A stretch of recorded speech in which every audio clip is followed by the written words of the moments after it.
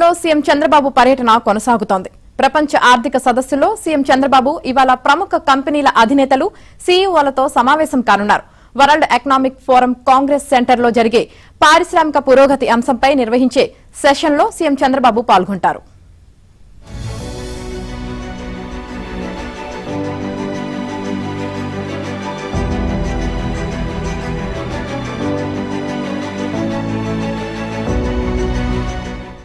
లో సీఎం చంద్రబాబు పర్యటన కొనసాగుతోంది.